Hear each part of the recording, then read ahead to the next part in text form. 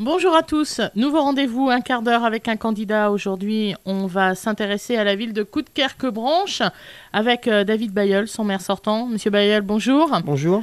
Et mon collaborateur, comme chaque jour maintenant, Ahmed Kara du Phare Dunkerquois, Journal des Flandres. Bonjour Ahmed. Bonjour Florence, bonjour Monsieur Bailleul. Bonjour. Alors, vite fait, un topo comme on le fait maintenant tout le temps. Vous êtes maire depuis 2008. Alors, vous êtes devenu le premier magistrat dans un contexte un peu surprise. Vous avez battu André Delatte qui vient de disparaître. Malheureusement. Maire à 34 ans, vous en avez donc 6 ans de plus. Et vous avez pris cette place de premier magistrat, je disais, en une ambiance tendue. On a parlé de trahison.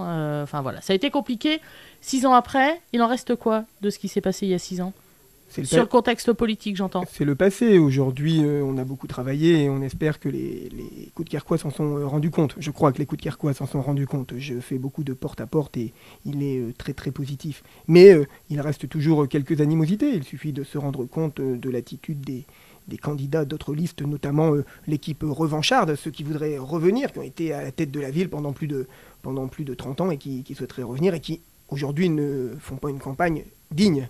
Ils font une campagne quand même d'attaque personnelle, d'attaque sur l'homme. On sait ce qui s'est passé avec mes affiches, on sait ce qui s'est passé avec les différents surnoms, colibés, sobriquets qu'ils peuvent m'affubler sur Internet. Et vous avez dit d'autres listes, et on peut mettre des S et des S et des S, hein, parce que vous êtes déjà à 6 candidats. Pour l'instant, c'est le top dans l'agglomération, Ahmed. Hein. C'est étonnant presque de voir autant de listes à Coudekerque-Branche. Oui, on est habitué au record, vous le disiez, j'ai été élu maire à 34 ans, plus jeune maire de l'agglomération. Aujourd'hui, certains pensent peut-être qu'ils ont un mot à dire sur la campagne électorale. Moi, je suis ravi qu'on puisse débattre, à condition de pouvoir débattre, parce qu'aujourd'hui, on ne débat de rien. Aujourd'hui, c'est tous contre David Bailleul. Vous savez pourquoi c'est tous contre moi ? Pour une raison très simple, parce que moi, je suis pour les habitants, je suis pour eux, je suis pour vous, les habitants. Eux, ils sont sur des listes très politisées, des listes qui voudraient attaquer la personne et non pas obligatoirement apporter des solutions aux habitants. Mais si demain le débat était enrichissant grâce à ce nombre de listes, j'en serais ravi. C'est loin d'être le cas aujourd'hui, vous en conviendrez. Le bilan. D'ailleurs, il faut préciser qu'on n'aura pas Joël Carbon, candidat socialiste. On le précise tout de suite parce qu'il n'a pas voulu venir au débat. Donc voilà, c'est important de le préciser. Par contre, vous n'aurez pas 2 fois plus de temps pour autant. Oh. Non, désolé. Merci Ahmed de l'avoir rappelé parce que j'allais oublier. On l'a invité, Joël Carbon, il n'a pas voulu venir. C'était des invitations, pas des convocations, comme je dis souvent. Mais non, parce qu'on ne peut pas être tout le temps en train de dénigrer l'action en place qui est faite pour les Coudekerquois et en même temps refuser le débat. On ne peut pas vouloir être maire de Coudekerque-Branche et ne pas oser la confrontation d'idées. Le débat, il était avec nous, pas avec vous. Il était avec nous, il n'a pas voulu venir. Comparer son programme au mien. Ce n'est pas le cas aujourd'hui, je le déplore. S'il nous entend, je passe un message personnel, je ne prends pas trop de votre temps. C'est trop tard parce que nous, on a bouclé et on s'arrête à une date bien précise et tout est programmé. Donc voilà, tant pis. Votre bilan, vous mettez en avant le fait d'avoir pris les commandes d'une ville qui était financièrement très compliquée. Vous l'avez redressée. Est-ce que pour autant tout va bien financièrement à Coudekerque-Branche ? Ça va beaucoup mieux. La ville était à une situation d'endettement très important. Si nous laissions continuer la dette l'année suivante, nous arrivions à 45 ans d'endettement. Nous avons ramené cette dette à moins de 7 ans. Aujourd'hui, toutes les banques sont prêtes à nous prêter de l'argent si nous souhaitions investir pour des projets importants. Je vais vous évoquer quelques projets importants dans quelques minutes. Donc évidemment, la situation va mieux. Le contribuable associé vient de nous octroyer la note de 20 sur 20 sur notre gestion communale. Nous avons eu un rapport de la Chambre régionale des comptes dont la première phrase est « nette amélioration des finances communales depuis 2009 ». Je me permets de vous couper. Moi, je l'ai vu, ce rapport. Effectivement, c'était le bilan. Le ratio de la dette a baissé. Mais par contre, il y a des documents qui signifieraient que la dette a augmenté à Coudekerque-Branche depuis. Alors, qu'est-ce qu'il en est ? Parce que moi, j'ai des sommes qui viennent notamment du JDN d'économie demain. Alors, qu'est-ce que c'est que cette histoire ? Ça, c'est un document qui est sorti par l'opposition depuis quelque temps et c'est très simple de l'expliquer. En fait, bien sûr que la dette a augmenté puisque lorsque nous sommes arrivés en 2008, il y avait des travaux très importants sur le toit de l'hôtel de ville, 3 800 000 € non budgétisés. Ça veut dire que nous sommes arrivés le lendemain de l'élection en découvrant une facture, une dépense non provisionnée de 3 800 000 €. Donc, on a débloqué un emprunt qui aurait dû être fait par l'ancienne équipe en place, mais qui avait voulu, le jeu électoral étant là, retarder au maximum l'échéance. Et donc nous avons eu la désagréable surprise de voir un impact de 3 800 000 € en plus. Alors que vous étiez déjà au bord de la faillite. Bien sûr. Sans ce prêt. Bien sûr. L'audit financier révélé avant la Chambre régionale des comptes revient là-dessus. Explique que notre situation était déjà dans le rouge avant les 3 800 000 €. Et vous êtes passé pas loin de la tutelle. Hein. Oui, effectivement. Une mise sous tutelle aurait pu être envisagée par les autorités administratives, notamment le préfet. Il nous fallait prendre des décisions urgentes et rapides. Nous les avons prises. Ça a aussi été des décisions courageuses. La fermeture, par exemple, d'une piscine qui perdait 360 000 € par an directement à l'égout à cause de fuites non réparées et un bassin fortement endommagé. Donc, il est vrai que la dette a augmenté, mais elle n'a pas augmenté à cause de la majorité en place et à cause de l'action que j'ai menée. Elle a augmenté parce qu'il y avait 3 800 000 € de dépenses effectuées, les travaux étaient terminés, qu'il fallait régler ce fameux toit de l'hôtel de ville. D'ailleurs, c'est sans se fier à l'opposition, puisque l'opposition, c'est un petit peu contradictoire. Elle vous reproche en même temps d'avoir fait augmenter la dette, mais elle vous reproche de poser des panneaux et de ne pas concrétiser les projets. Donc, où vous en êtes aujourd'hui? Parce qu'il y a quand même des choses qui ont été réalisées, je crois savoir. Je crois, c'est le moins qu'on puisse dire à Coudekerque-Branche. Aujourd'hui, sur un pacte moral que nous avions avec les habitants de 200 propositions, 159 ont été tenues, 30 sont en cours de réalisation. Des grands projets ont vu le jour, une rénovation complète de toutes les places de Coudekerque-Branche. 5 places en 5 ans, aucun quartier oublié, toutes les entrées de ville, la rénovation complète de l'espace Jean Villard, en régie pour faire des économies, c'est-à-dire avec le travail des agents de la ville, la rénovation de l'hôtel de ville. Il suffit aujourd'hui... C'est le cadre de vie, l'image de Coudekerque a changé aujourd'hui. Bien sûr, Coudekerque-Branche est devenue une ville moderne, agréable à vivre, et nous gagnons de la population. Ça, c'est vrai. Vous êtes une des rares communes de l'agglo à avoir au moins stoppé l'érosion démographique. Oui, on avait une érosion démographique très forte depuis 1999. Aujourd'hui, on va dire que la balance est un tout petit peu excédentaire sur les 3 dernières années, mais on a bloqué. On a bloqué l'exode de population. En termes de population, Coudekerque, c'est la deuxième ville de de l'agglomération, après bien sûr la grande ville de Dunkerque. Et Coudekerque restera Coudekerque, évidemment. Et Coudekerque-Branche restera tant que je serai maire de Coudekerque-Branche, car je ne peux pas me prononcer au nom des autres candidats, notamment ceux qui ne répondent pas à vos invitations. Coudekerque-Branche restera évidemment une commune indépendante, oui, à une intercommunalité, à une communauté urbaine très forte, oui. À 200%, nous jouons au jeu communautaire. Non à une volonté d'hégémonie et de Grand Dunkerque. Coudekerque-Branche, en tant que ville de plus de 20 000 habitants, a toute sa place dans l'agglomération. Alors, on est à mi-chemin de notre émission. Justement, on va aller dans le programme. Et oui, ça passe vite. Laurence.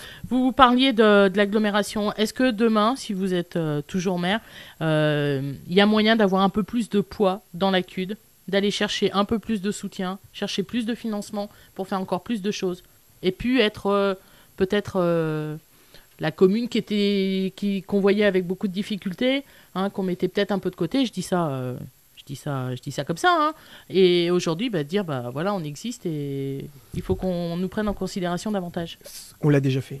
Quand on voit le nombre de projets qui ont été menés avec le concours de la communauté urbaine. Prenons un dernier exemple en date, l'aménagement de 200 mètres de berge en face du parc d'agglomération, la refonte totale de ce parc d'agglomération qui s'est fortement modernisé, qui est devenu beaucoup plus familial. On l'a déjà fait. Je m'y étais engagé. Au début de mon mandat, j'avais dit Coudekerque-Branche, vous savez que j'aime les métaphores sportives, c'est peut-être lié à mon passé. J'avais dit Coudekerque-Branche est au bord de la relégation. Si je suis élu maire, je ferai tout pour qu'elle soit qualifiée pour la Ligue des Champions. Aujourd'hui, Coudekerque-Branche est à sa place dans la communauté urbaine. C'est la seconde ville de l'agglomération. Ensuite, en termes de poids politique, je comprends ce que vous voulez dire.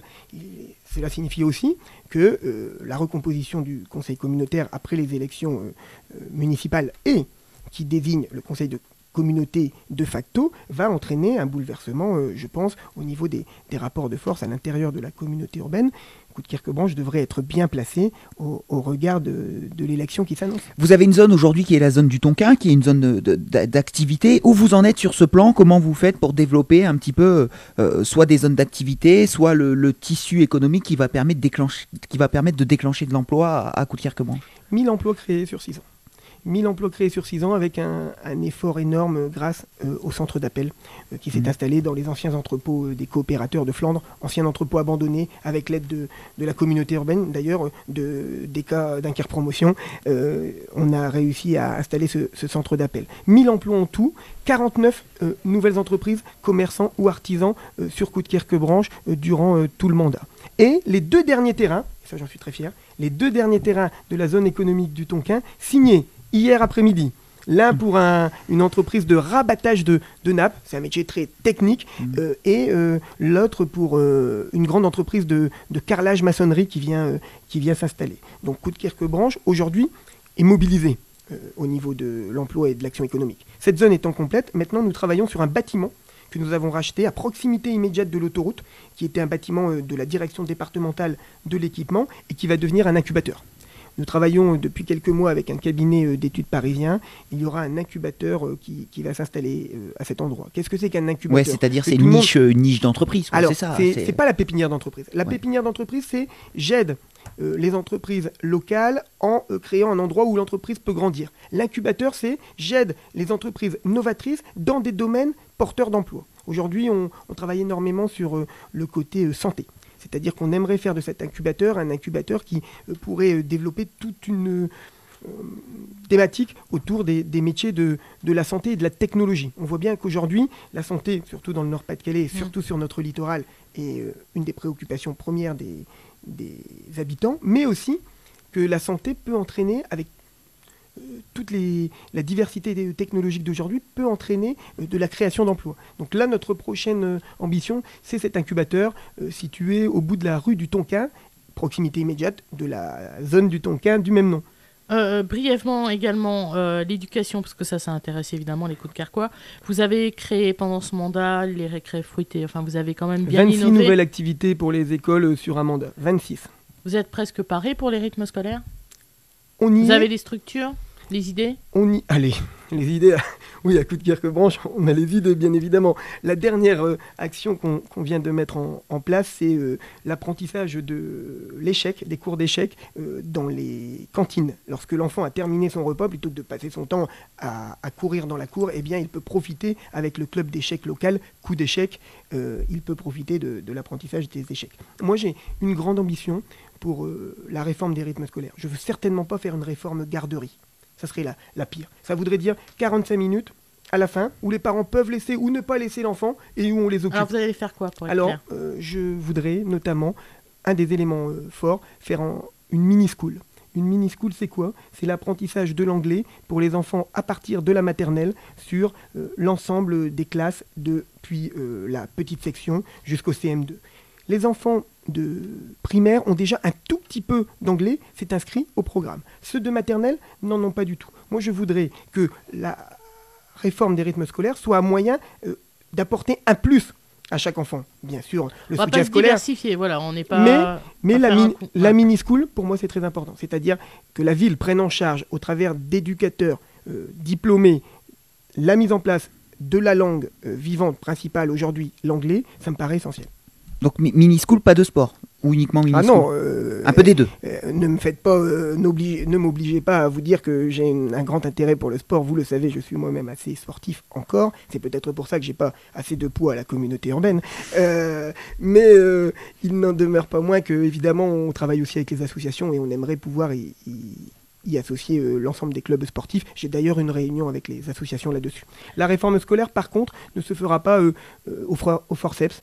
C'est-à-dire qu'aujourd'hui, on est sur un décalage des dates. On a permis jusqu'au 11 avril aux familles de s'inscrire pour l'année prochaine pour qu'on ait réellement le temps, avec l'inspection d'académie, le DAZEN, directeur académique, de travailler au mieux cette réforme et de ne pas tomber dans une réforme garderie. J'insiste beaucoup là-dessus. Une dernière question, Ahmed, ce sera la dernière. Rapidement sur le logement, parce qu'il y a pas mal de projets à Coudekerque-Branche. Ils vont sortir au cours du prochain mandat. Oui, ils vont même démarrer au mois de mars. Ils démarrent au mois de mars. Puisque ça tombe bien. le hasard. L'écoquartier autour de l'église Sainte-Thérèse, les premières maisons sortiront de terre au mois de mars. Vous verrez des bulldozers autour de l'église Sainte-Thérèse. On ne va pas la démolir, hein, on va penser. La dernière maison de la route de Bourbourg a enfin été abattue et donc l'assainissement ayant été réalisé, nous sommes prêts pour le projet des 88 maisons le long de la route de Bourbourg. Et puis n'oublions pas aussi les projets de plus petite taille mais qui sont très importants. J'ai mis 2 ans pour déménager l'entreprise TCA. Maintenant qu'elle est déménagée, les architectes travaillent sur un projet d'immeuble le long de la voie ferrée. Les anciens entrepôts Terkem, une brasserie très connue à Coudekerque-Branche, ont été abattus et les travaux ont commencé pour un petit collectif. C'est 110 logements sur le mandat et 220 qui sont prévus pour le mandat prochain. Le plan local de l'habitat, PLH, de la communauté urbaine, indique que la ville de Coudekerque-Branche sera dans le cœur d'agglomération, la 2e ville en termes de création de logements sur le cœur d'agglo. Dernière question, oui ou non, plus d'habitants, plus de logements, etc. Est-ce que plus de policiers municipaux, il y en a 11 aujourd'hui ?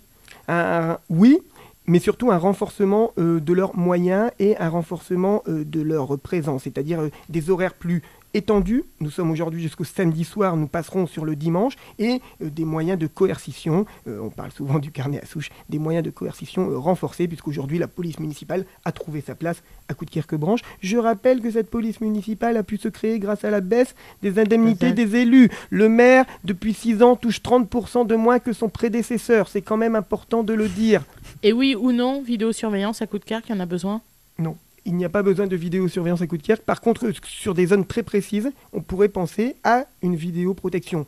Le parc, l'été, on peut imaginer qu'il y ait une vidéoprotection. Une vidéoprotection généralisée à la ville, ça serait une gabegie. Merci beaucoup David Bayeul d'être venu à notre micro nous présenter votre bilan et votre programme. À bientôt Ahmed Kara. À bientôt. Merci beaucoup, merci à vous.